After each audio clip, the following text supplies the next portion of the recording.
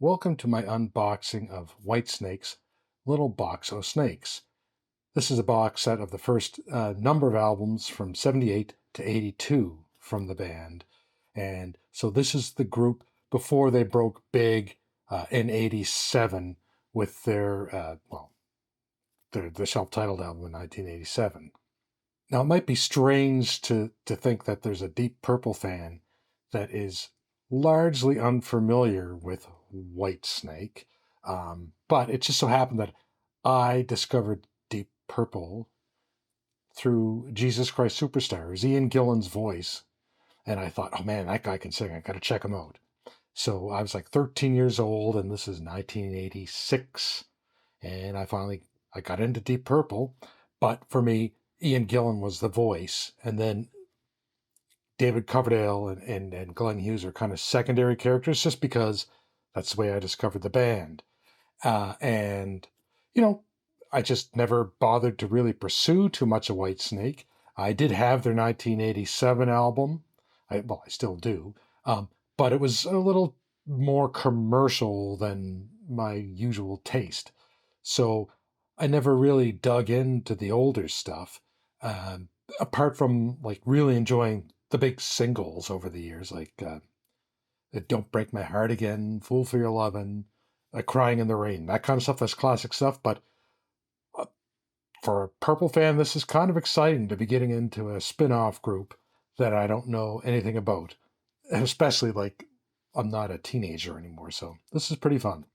So this is a condensed version they had, I guess, in 2011, a big, I don't know, it's called Big Box of Snakes or something. It was a bigger version, and this is a condensed version that was put out that didn't have any of the DVDs or any of that stuff.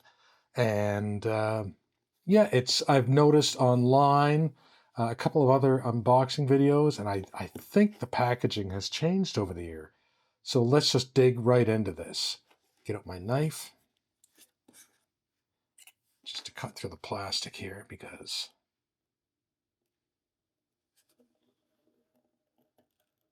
perfect. Get that out of the way before I stab myself.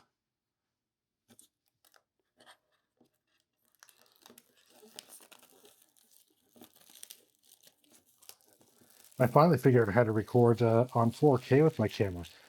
What you do is go to camera settings and say record in 4K. So you'll learn. This is exciting stuff. Now, on the back, they have all the albums that are included, and to be quite frank, I'd need my magnifying glass to read all this stuff. But you have Snakebite, Trouble, Live at Hammersmith, Love Hunter, Ready and Willing, Live in the Heart of the City, Come and Get It, Saints and Sinners. I was also excited to get this because I enjoy the Paice, Ashton, and Lord band, and Bernie Marsden played in that, which predated Whitesnake. So it's kind of neat. So let's just pull off the top. We have a little booklet here.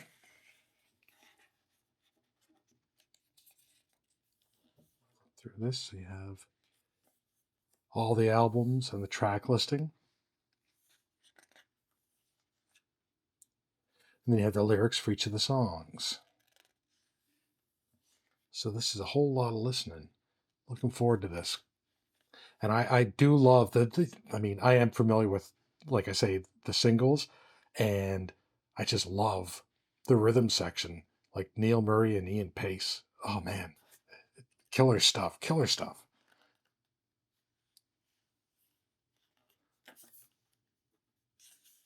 So it's just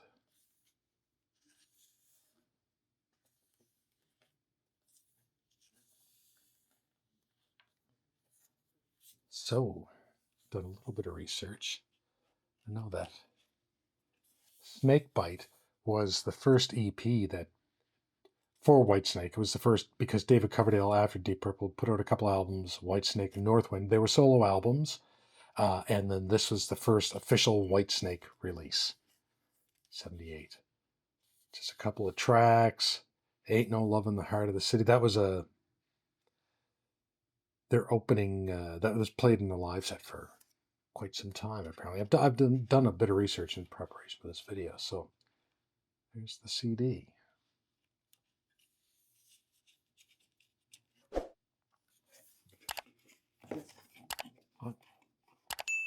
Next up, Trouble. So on this album, John Lord re-recorded the keyboards after Peter Solly, they parted ways, and John Lord recorded the keyboards. And this was like a bit of a commercial hit for the band, I guess, in a sense. It did make 50 on the album charts in the UK. This is from 78 again. Just the amount of output the band had between 78 and 82 is impressive. So Martin Birch produced these. So I'm looking forward to hearing how his production evolved over the years. I'm sure it did.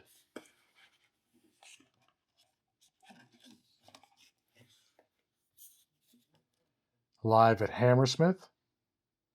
And this was originally released standalone in Japan and was later included in the Heart of the City double live album.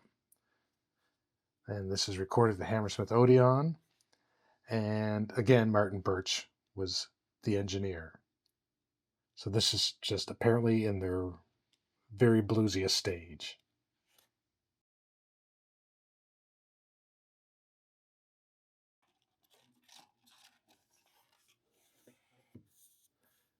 Love Hunter. The cover is terrible. Let's face it. That has not aged. I don't know if it's just that it hasn't aged well or was just never well to begin with. But yeah, this peaked at 29 in the UK album charts, and this was the final album with Dave Dowell on drums before Ian Paice joined.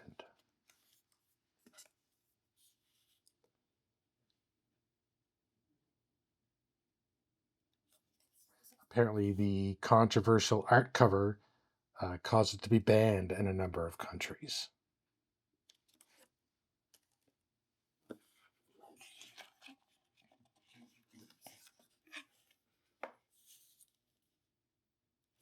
So, Ready and Willing. This was the first album with Ian Paice. This is really the classic lineup. So you have Ian Paice and John Lord and David Coverdale. So you got like half the band is Deep Purple, and then you have the other guys as well. Just anyway, it just added that oomph to the band, and that, I mean, Ian Pace's groove is just unmistakable. So there's that CD.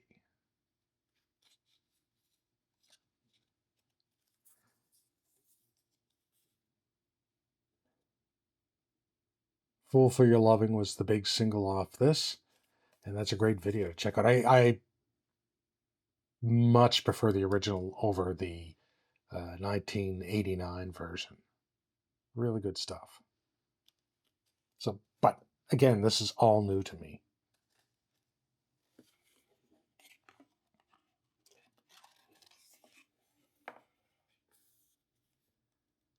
Live in the Heart of the City.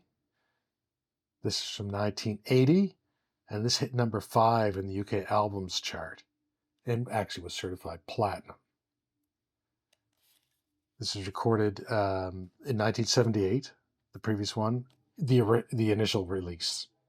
I believe this is just the second half, but the one that came out at the time included the Hammersmith recording. But yeah, so it included that. So recorded in 78 and 80. And this also reached 146 on the Billboard 200. Couple more here. Come and Get It from 1981. And this hit number 2 on the UK album chart. So this is the highest charting album of the entire period. And it was kept off number 1 by Adam and the Ants, King of the Wild Frontier. Yeah, Yeah, so Don't Break My Heart Again is on this. I love that song. Love that song.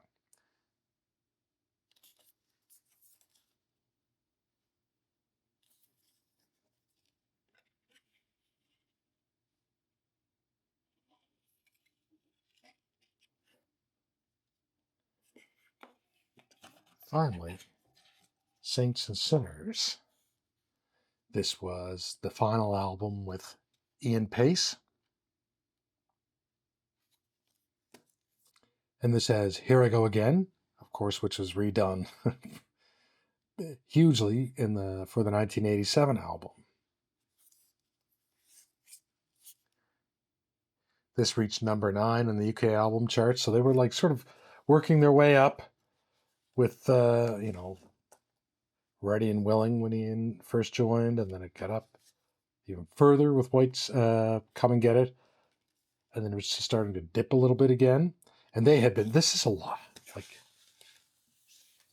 all of these albums were put out in the matter of like 4 years, which is crazy. So I think after this, David probably wanted to recalibrate. And of course, the album after this was Slide It In, but that's on a different label and that also a different lineup. So this is the sort of the classic period of the band. And I am really, really looking forward to digging into this. And I think what I'm going to do is get to know the albums and then over the coming weeks, do some reviews just from a person who's like a lifelong Deep Purple fan, just getting into Whitesnake. Uh, but also, like in the comments, let me know what your favorite albums are. Are there any what's your favorite cut? Is this your favorite era of the band, or do you like the latter material? So let me just put this on here.